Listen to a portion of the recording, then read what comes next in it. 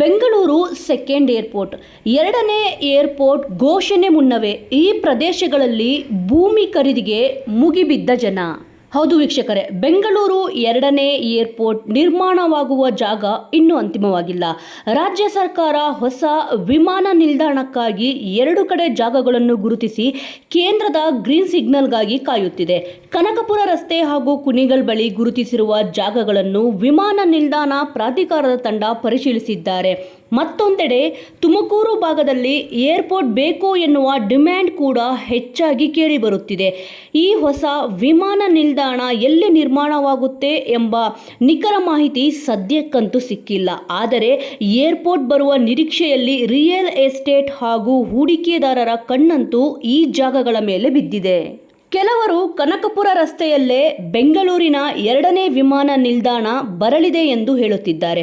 ಇನ್ನು ಕೆಲವರು ಕುಣಿಗಲ್ ಬಳಿ ಈಗ ಗುರುತಿಸಿರುವ ಜಾಗದಲ್ಲೇ ಏರ್ಪೋರ್ಟ್ ನಿರ್ಮಾಣವಾಗುವುದು ಎಂದು ಬಹುತೇಕ ಫಿಕ್ಸ್ ಆಗಿದೆ ಎಂದು ಹೇಳುತ್ತಿದ್ದಾರೆ. ಇದೀಗ ತುಮಕೂರಿನ ಶಿರಾ ಅಥವಾ ಬುಕ್ಕಪಟ್ಟಣದ ಬಳಿ ವಿಮಾನ ನಿಲ್ದಾಣ ನಿರ್ಮಿಸಿ ಎಂದು ರಾಜಕಾರಣಿಗಳು ಕೇಂದ್ರ ಸರ್ಕಾರದ ಮೇಲೆ ಒತ್ತಡವೂ ಕೂಡ ಹೇರಿದ್ದಾರೆ. ಇನ್ನು ಈ ಒಂದು ಕಡೆ ಏರ್ಪೋರ್ಟ್ ಬರಲಿದೆ ಎಂದ ತಕ್ಷಣವೇ ರಿಯಲ್ ಎಸ್ಟೇಟ್ ಸೇರಿದಂತೆ ಇನ್ನಿತರೆ ಹೂಡಿಕೆದಾರರು ಹದ್ದಿನ ಕಣ್ಣಿಡುತ್ತಿದ್ದಾರೆ. ಆದರೆ ವಿಶೇಷವೆಂದರೆ ಈಗ ಏರ್ಪೋರ್ಟ್ ನಿರ್ಮಾಣಕ್ಕೂ ಮುನ್ನವೇ ಹೂಡಿಕೆದಾರರು ಆಗಲೇ ಈ ಏರಿಯಾಗಳಿಗೆ ಎಂಟ್ರಿ ಕೊಟ್ಟಿದ್ದಾರೆ. ರಿಯಲ್ ಎಸ್ಟೇಟ್ ಏಜೆಂಟ್ಗಳು ಹಾಗೂ ಡೆವಲಪರ್ಗಳು ಈಗಾಗಲೇ ಭೂಮಿ ಖರೀದಿ ಹಾಗೂ ಮಾರಾಟದ ಬಗ್ಗೆ ದೊಡ್ಡ ಪ್ಲಾನ್ ಮಾಡಿಕೊಂಡಿದ್ದಾರೆ. ಕನಕಪುರ ಮುಖ್ಯ ರಸ್ತೆಯಲ್ಲೇ ಈ ಪ್ರಾಸ್ತಾವಿಕ ಅಂತಾರಾಷ್ಟ್ರೀಯ ವಿಮಾನ ನಿಲ್ದಾಣಕ್ಕೆ ಸ್ಥಳ ಫೈನಲ್ ಆದಲ್ಲಿ ಕನಕಪುರ ಮುಖ್ಯ ರಸ್ತೆಯಲ್ಲಿ ಈಗಾಗಲೇ ಹೆಚ್ಚಿರುವ ಭೂಮಿಯ ಬೆಲೆಗಳು ಮತ್ತೆ ಗಗನಕ್ಕೇರುವ ನಿರೀಕ್ಷೆಯಲ್ಲಿದ್ದಾರೆ.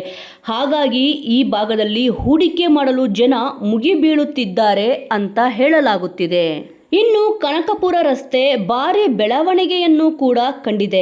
ವಿಶೇಷವಾಗಿ ಬೆಂಗಳೂರು ತಮಿಳುನಾಡಿನ ದಿಂಡಿಗಲ್ಗೆ ಸಂಪರ್ಕಿಸುವ ರಾಷ್ಟ್ರೀಯ ಹೆದ್ದಾರಿ 209 ಅಗಲೀಕರಣ ಹಾಗೂ ದ್ವಿಪಥವಾಗಿ ಅಭಿವೃದ್ಧಿ ಮಾಡಲಾಗಿದೆ.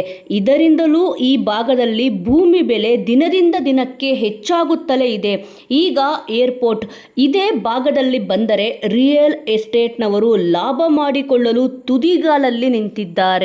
ಕನಕಪುರ ರಸ್ತೆಯಲ್ಲಿ ಈಗಾಗಲೇ ಕೋಟಿ ದಾಟಿದ ಭೂಮಿಯ ಬೆಲೆ. ಕೆಲವು ವರ್ಷಗಳ ಹಿಂದೆ ಕನಕಪುರ ರಸ್ತೆಯ ಪಕ್ಕದಲ್ಲಿರುವ 1 ಎಕರೆ ಭೂಮಿಯನ್ನು ಹೆಚ್ಚೆಂದರೆ 2 ಕೋಟಿ ರೂಪಾಯಿಗೆ ಖರೀದಿಸಬಹುದಿತ್ತು. ಈಗ ಕನಕಪುರ ರಸ್ತೆಯ 2 ಬದಿಗಳಲ್ಲಿರುವ ಒಳ ಪ್ರದೇಶದಲ್ಲೂ ಕೂಡ 1 ಎಕರೆಗೆ ಕನಿಷ್ಠ 8 ಕೋಟಿ ರು ಬೆಲೆ ನಿಗದಿಯಾಗಿದೆ. ಮುಖ್ಯ ರಸ್ತೆಯಲ್ಲಿ ಈ ದರ ದುಪ್ಪಟ್ಟಾಗಿದೆ ಎಂದು ವರದಿಯಾಗಿದೆ. ನೆಲಮಂಗಲ ಕುಣಿಗಲ್ ರಸ್ತೆಯ ಸಮೀಪ ಗುರುತಿಸಿರುವ ಜಾಗದ ಸುತ್ತಮುತ್ತಲಿನ ಪ್ರದೇಶದಲ್ಲೂ ರಿಯಲ್ ಎಸ್ಟೇಟ್ ಏಜೆಂಟ್ಗಳು ಓಡಾಟ ಹೆಚ್ಚಾಗಿದೆ. ಮಧ್ಯ ಕರ್ನಾಟಕ ಮತ್ತು ಉತ್ತರ ಕರ್ನಾಟಕದ ಜಿಲ್ಲೆಗಳಿಗೆ ಹೆಬ್ಬಾಗಿಲು ಆಗಿರುವುದರಿಂದ ಇದೇ ಜಾಗದಲ್ಲಿ ವಿಮಾನ ನಿಲ್ದಾಣ ನಿರ್ಮಾಣವಾಗಲಿದೆ ಎಂದು ಅಂದಾಜಿಸಲಾಗುತ್ತಿದೆ.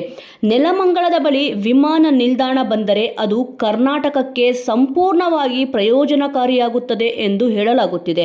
ರಿಯಲ್ ಎಸ್ಟೇಟ್ ಡೀಲರ್ಸ್ಗಳು ಆಸ್ತಿ ಖರೀದಿದಾರರು ಈ 2 ಜಾಗಗಳಿಗೆ ಲಗ್ಗೆ ಇಟ್ಟಿದ್ದಾರೆ. ಸ್ಥಳ ಘೋಷಣೆಯಾದ ಕೂಡಲೇ ಆಸ್ತಿ ಖರೀದಿ ಮತ್ತು ಮಾರಾಟ ಚುರುಕುಗೊಳ್ಳಲಿದೆ. ವೀಕ್ಷಕರೇ, ಈ ವಿಚಾರದ ಬಗ್ಗೆ ನಿಮ್ಮ ಅನಿಸಿಕೆ ಅಭಿಪ್ರಾಯ ಏನಿದೆ? ಎರಡನೇ ಅಂತಾರಾಷ್ಟ್ರೀಯ ವಿಮಾನ ನಿಲ್ದಾಣ ಎಲ್ಲಿ ಆದರೆ ಉತ್ತಮ ಅಂತ ನಿಮಗೆ ಅನಿಸುತ್ತದೆ ಅನ್ನೋದನ್ನು ತಪ್ಪದೆ ಕಮೆಂಟ್ ಮೂಲಕ ತಿಳಿಸಿ. ಮುಂದಿನ ವಿಡಿಯೋದೊಂದಿಗೆ ಮತ್ತೆ ಸಿಗೋಣ.